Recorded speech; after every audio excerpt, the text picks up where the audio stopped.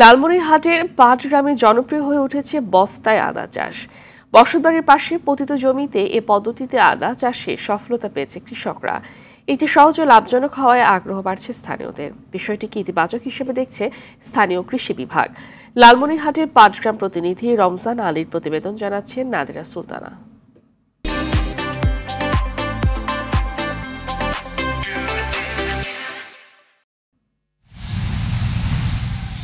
বস্তায় মাটি ও জৈব সার ভরে আদা চাষ পদ্ধতি সারা ফেলেছে লালমনিরহাটের পাটগ্রামে। ছায়াযুক্ত স্থানে আদার ফলন ভালো হয় অনেকেই সুপারি ও মাল্টা সহ বিভিন্ন বাগানের সাথী ফসল হিসেবে বস্তায় আদা চাষ করছে। পতিত জমিতে মশলা জাতীয় ফসলটি আবাদ করে অনেকেই স্বাবলম্বী হচ্ছে। উপজেলা কৃষি বিভাগের তথ্য মতে চলতি বছর উপজেলার প্রায় 60,000 বস্তায় আদা চাষ করা হয়েছে, যা গত বছরের তুলনায় দ্বিগুণ।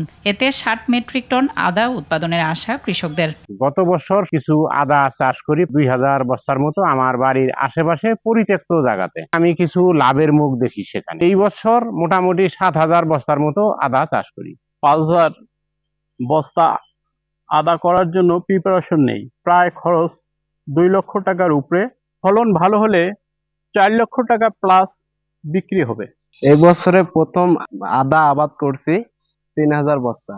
সহজ ও লাভজনক এই আদা চাষে কৃষকদের পরামর্শ দেওয়ার কথা জানান কৃষি কর্মকর্তা। এবছর প্রায় পাটগ্রাম উপজেলায় 60,000 বস্তায় আদা চাষ হয়েছে। কৃষি সম্প্রসারণ অধিদপ্তর পাটগ্রাম মাঠ পর্যায়ে কৃষকদের এই বিষয়ে কারিগরি সহায়তা প্রদান করে যাচ্ছে। পতিত জমিতে কম খরচে বস্তায় আদা চাষের বিষয়টি সারা দেশে ছড়িয়ে দেওয়ার পরামর্শ কৃষকদের।